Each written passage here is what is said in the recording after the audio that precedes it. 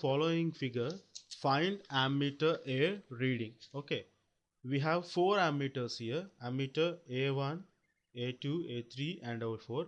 We have to find ammeter reading A. Okay, now if you see here, ammeter A1 is connected in R branch. Since these 4 branches are parallel across 100 volts source. Okay, now what is the current? Let us take ammeter current reading as I1. This is the voltage V, which is equal to 100 at angle 0. I1 will be in phase with V.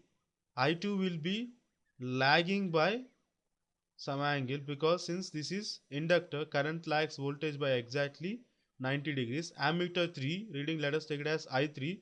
Since it is connected with capacitor, the current is I3 is leading by 90 degrees with respect to source, whereas I4 should be in phase with I1. Okay, so this is I4. Now ammeter A1 reads 2 amperes, A4 reads 6 amperes. Now what is the resultant current which is in phase with voltage source? 2 plus 6, which is equal to 8 amperes. Similarly, ammeter A3 reads 18 amperes.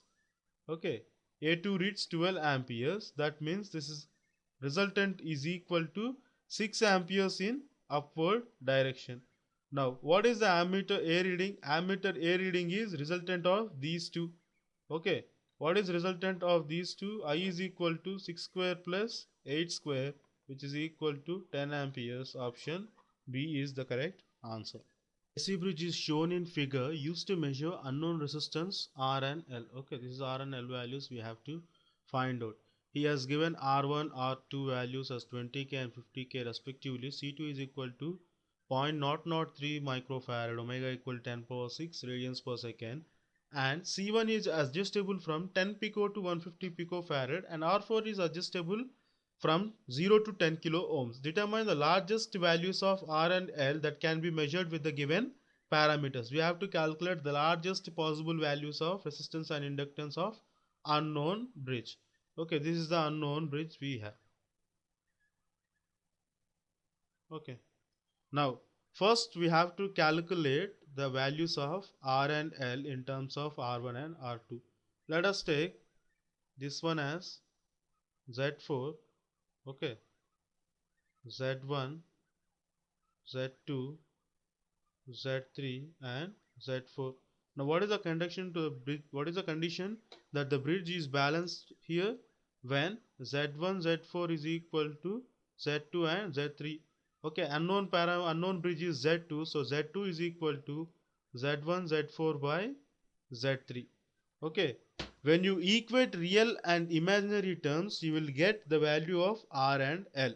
Okay, now when you equate it, you will get it as R value as R4 times of R2 by R1 plus C1 by C2. Similarly, L value as R4 times of R2C1 minus 1 by omega square R1 C2. Okay, now what is the maximum value of R and L? We have to find here maximum value of R and L. Since variable parameters we have only R4 and C1. Okay, if you see here, R is directly proportional to R4 and C1, so we should choose maximum values of R4 and C1 in to find resistance value. Similarly, here it is directly proportional to R1 as well as C1, so we have to choose the maximum values for even to calculate inductance. So what is R here? R is equal to R4 maximum value is 10 kilo ohms. So this is 10K into R2 is 50K by R1 is 20K plus C1 value is the maximum value of C1 is 150 picofarad. So this is 150 into 10 power minus 12 divided by C1 is 0.003 into 10 power minus 6. So this is equal to R value is equal to 2.55 into 10 power 4 ohms. Similarly, if you find L is equal to R4 times, that is 10K times into R2 values 50K into C1 is 0.003 microfarad minus 1 by omega square is 10 power 12 into R1 value is 20k into C2 value is not 3 microfarad. Okay, here this is, we have to substitute C1 value. This is 150 picofarad. So 150 into 10 power minus 12. If you find this value, you will get it as 74.83 millihenry. So option D is the correct answer.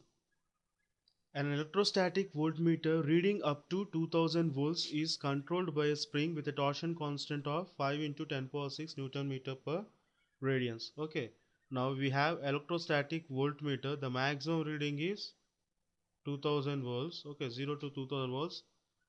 Now it is controlled by a spring. Okay, with a torsion constant of K is equal to 5 into 10 power minus 6. This is Newton meter per radians. Okay, it is having a full scale deflection of 90 degrees. That means theta is equal to 90 degrees, or you can say it as pi by 2 radians. Now the capacitance at 0 voltage is 15 picofarad. That means capacitance at this point of reading is 15 picofarad. Now what is the capacitance when pointer indicates this 2000 volts? That means we have to find the capacitance value from 0 to maximum value, that is 2000 volts.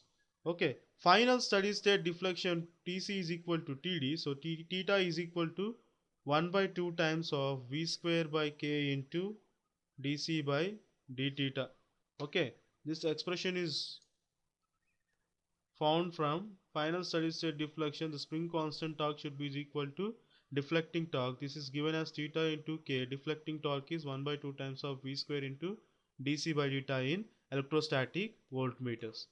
Okay, now what is rate of change of capacitance, that is dc by d theta here? From this expression we can write this one as 2 times of theta k by v square. Okay, so this is 2 into theta value is pi by 2 radians into spring constant is 5 into 10 power minus 6 divided by v square is 2000 whole square. So this is equal to 3.93 into 10 power minus 12 farad per radians. Okay, this is the rate of change of capacitance. Now what is the change of capacitance when reading from 0 to 2000 volts? Okay, because final steady state deflection is, maximum deflection is 90 degrees. So I can say this one as C is equal to 3.93 into 10 power minus 12 from this. Okay, apply integration on both sides into maximum deflection is pi by 2 radians. This is equal to 6.17 picofarad. Now what is the total capacitance? Let us take this one as C2. At 0 initial reading is C1. Total capacitance C is C1 plus C2, that is 15 picofarad plus 6.17 picofarad, which is equal to 21.17 picofarad. That is option D is the correct answer.